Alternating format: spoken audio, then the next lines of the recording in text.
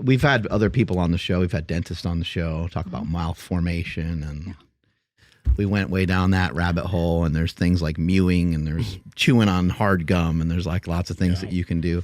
But what about somebody who just has some issues with maybe their nose? Some people will sometimes mention to us that they have really bad allergies and things of that nature. So how do you assist some of those people? You know, and it's because I work with combat and tactical sports is that I'm usually working with someone who has some kind of a crushed nose at some point. So there's so many people right now that are hearing, breathe through your nose, breathe through their nose. And you're like, I can't. Like, there's no way.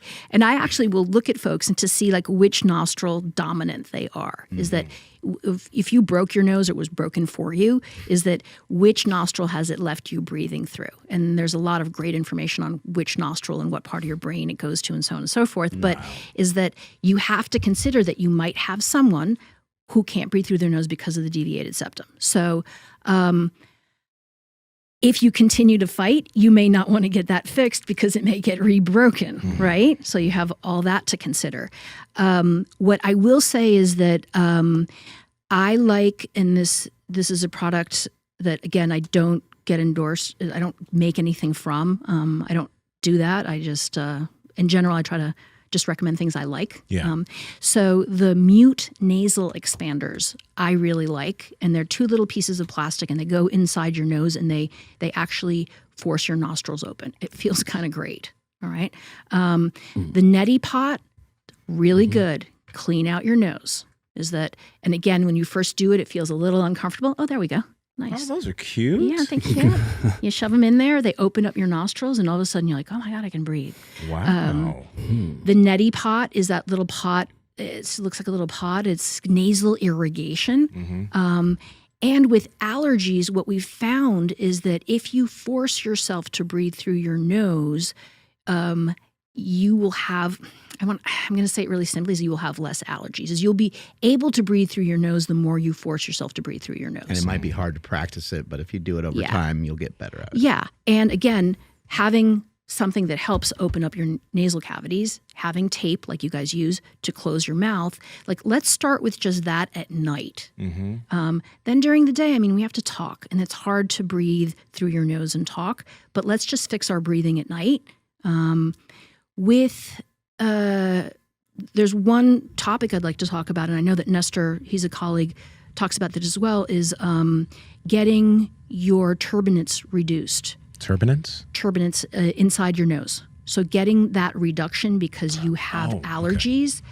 Please think about that. It's something that doctors, not all doctors, but most doctors will recommend immediately, is having a reduction of those. It can go wrong, and you end up with something called, I think it's empty head syndrome, okay? And I am on several chats about this because it's important to me, is that when they take too much out, you can't put it back in again. And if you've had too much taken out, you have this constant feeling of there being air inside your head.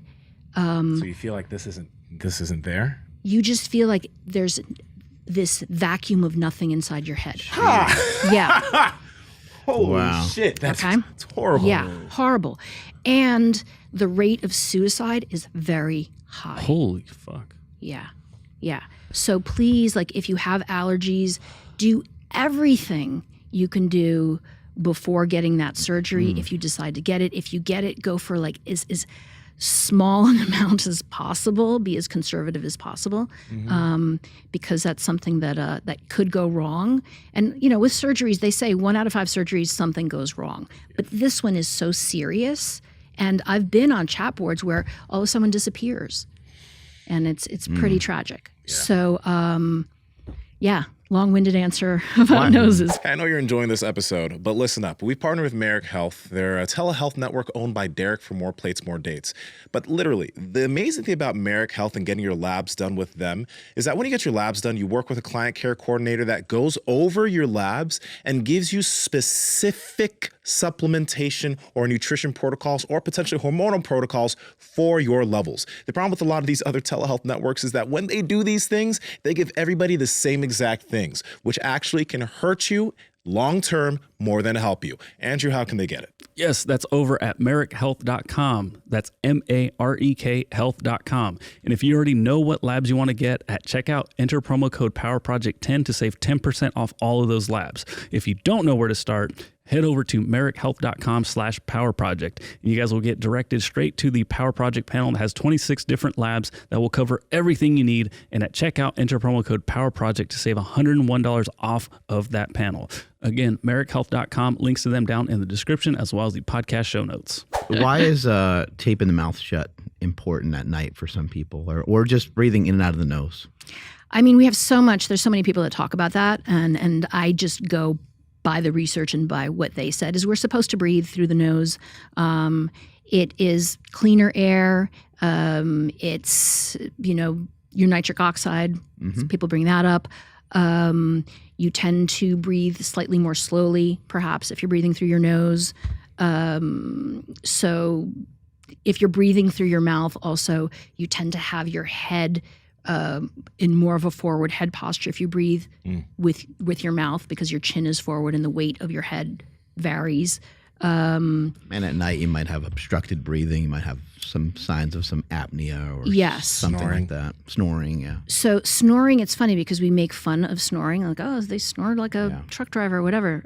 Is it truck driver? Train. Anyway, it's like that is air not being able to get in and out of your body. Like, it's super serious. I have somebody I'm working with right now, and we figured it out. It's interesting because it's a medical condition, and it's like Yeah. the one that like people get to make fun of someone about. Yeah. And it's like, it's not really not cool. Yeah, it's Like really the guy has got a medical issue going on here. Yeah, and the fatigue. So there's actually an app, and I don't know the name of it offhand because I just started using it with this particular patient, is that he puts it on at night, and it will tell him the next day about, you'll be able to see when you were snoring, because he doesn't think he snores. I had that up when I was younger. Yeah? When I was like, a few years ago, I downloaded it, and it records when you're snoring, and you can hear it. Yeah. Yeah, it's And wild. if you talk, it records too. It's kind of scary. Yeah.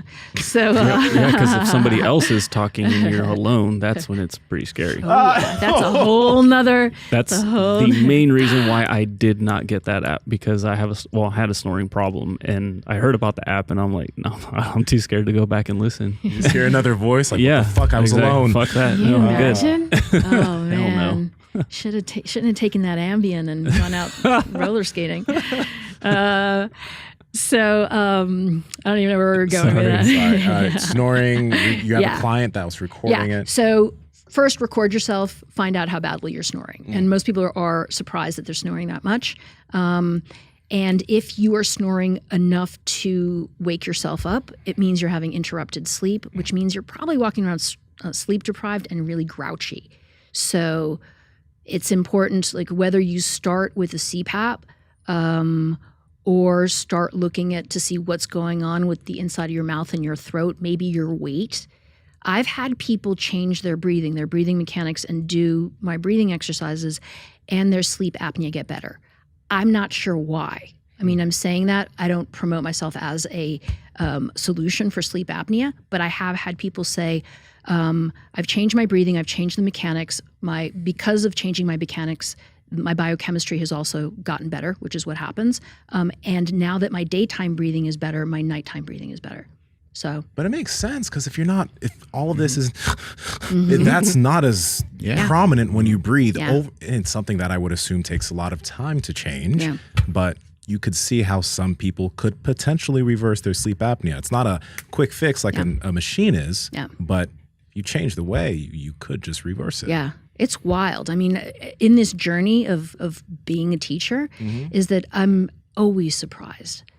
And it's wild, because I just never know what kind of problem somebody's going to come to me with. And then I have to figure it out. And it's the figuring it out that's fascinating. And Power Project family, we appreciate you checking out this clip. Check out another one. Just go check out another one. Or comment down below and let us know what you liked about this one. But we love you guys, and we're going to keep bringing you the heat. So comment, subscribe, and all that good stuff, okay? Peace.